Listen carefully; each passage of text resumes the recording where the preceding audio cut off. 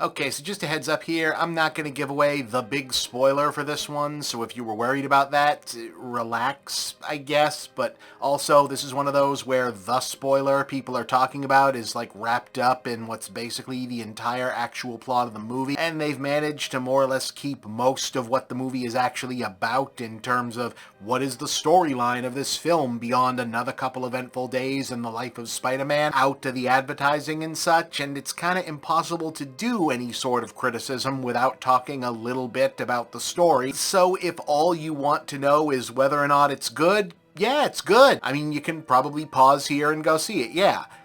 I mean, please try to watch the whole review after that if you can, because otherwise I'm kind of getting my pocket picked on the traffic revenue for these, and I could really use the money, gang, you know? But okay, yeah, alright, consider that your last fair warning.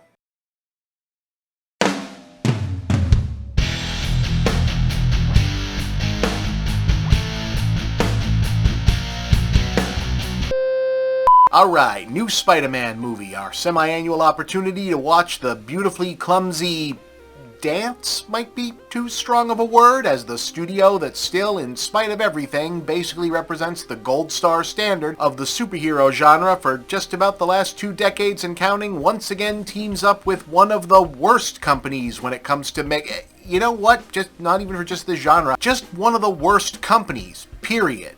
Go fuck yourself, Sony.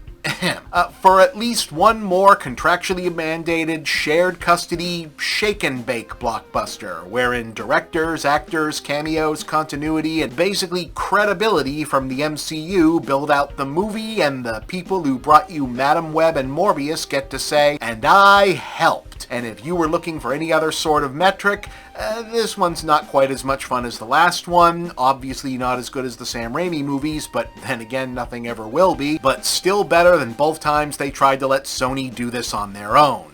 So, in case you forgot where we were from last time, Spider-Man broke the multiverse because we were doing that whole thing for a while, and Doctor Strange had to do a magic spell and make everyone on Earth forget who Peter Parker was, including his friends, so now he's all broke and sad and has no buddies and no money anymore because this franchise does not work if the protagonist is happy. Anyway, it turns out, for a change, they were not bullshitting that despite advertising like a dozen random C-list villains for this movie, it was going to be a smaller scale personal story this time. That was actually legit misdirection. Basically 90% of those guys are just cameos who get blown through in a here's what we've been doing montage right at the start of Act 1 to get us up to speed, since it's been like 5 years MCU time and real world time, which is still 5 years behind Marvel time if you forgot that was still a thing. But yeah, in the 4 or 5 years since No Way Home, while Ned and MJ attended and completed college, Peter has just been Spider-Manning his way through depression, beating up various Marvel villains and handing them over to the Department of Damage Control, aka Marvel Ice. But Peter apparently does not have a Disney Plus subscription, so he didn't see Miss Marvel, or She-Hulk, or Wonder Man,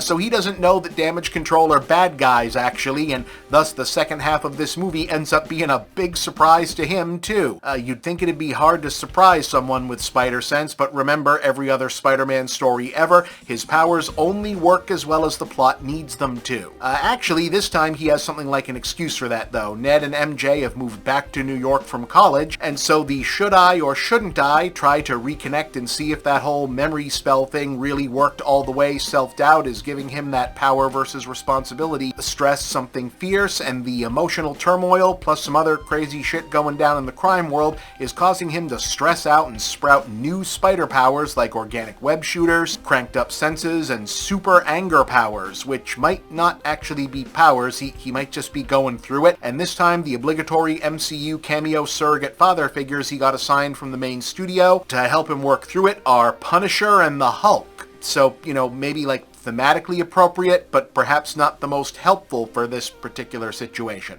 In any case, all of this is wrapped around the skeleton of what's basically a mid-sized, somewhat grounded for a summer superhero movie sci-fi mystery story that's sort of referencing the hidden of all things.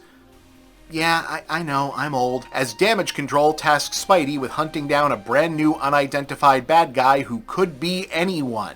because they have the psychic power to remote mind control people with telepathy and are doing an anti-damage control terrorism spree across the city by leapfrogging from brain to brain, sometimes using villains, sometimes ordinary civilians, basically anyone but Spider-Man, because his powers make him immune because spider reasons. Who is this mystery antagonist and why are they doing any of this? Those are the two big separate mysteries of the story and the two big secret spoilers of the movie. One being an, oh, that's gonna be a big deal somewhere else thing, whereas the other is more of the message and thematic arc of the characters of the movie, and while I won't get into either of them enough to spoil, I think they're both handled reasonably well. Like, I think even most audiences who haven't seen the other Marvel stuff where damage control is already out and out bad guys will not be terribly shocked that the body armor secret prison guys who stomp around like bad cops and are also pointedly operating separate from the other cops are villains, and Spider-Man is supposed to be one of the forever young superheroes, so it makes sense for him to have to learn this lesson. I guess it could also even speak to the fact that he really does have like zero friends after that mind erasure thing, since, yeah, I guess not a single other superhero apparently reached out to tell Spider-Man, hey dude, just so you know, damage control are shady as shit, don't work with those guys. And as for the big who is the mind controller mystery, I feel like enough people are gonna figure it out on their own just from the context clues, but I think it's handled pretty well, and I especially like that once we do get a name, it's just a name, and nobody in the movie gives a shit, and it doesn't change anything fundamentally about this story because it doesn't actually matter to them, even though it's an, oh, okay, we're doing this now, or soon thing for some of the audience. But within the context of the movie, it's a compelling, well-realized character where you end up going, oh, okay, well, you've been a little out of pocket up to this point, but now that I have the whole picture, I get it. And that basically goes for how it handles most of the other stuff. It's fun that Punisher and Hulk are both here, but they're only here just enough, to the extent that it makes sense Peter Parker would talk to a friend who has all the guns at this part of the story. Might as well make it the Punisher. And this part of the plot needs a super scientist. It solves a couple problems at once if it's Bruce Banner or the Hulk. So overall, I liked this one. Did I love it? Look, by now, I don't know how many times I can reiterate that I may be a big Spider-Man guy, and I'm a guy who's pretty fair to the Marvel movies overall, but MCU Spider-Man has only ever been just kinda okay to me conceptually, and this is still basically in the just fine category. There's nothing wrong with it, it didn't blow my mind, but I had a really good time with it, and if you are really devoted to this particular version of this series, I think it'll really land for you. So I'm saying 7, like the last one was a 7, but I also keep saying the numbers don't actually mean anything real in these reviews. It has a really strong third act, the big twist stuff land. It's a good one. Go see it. It's fun.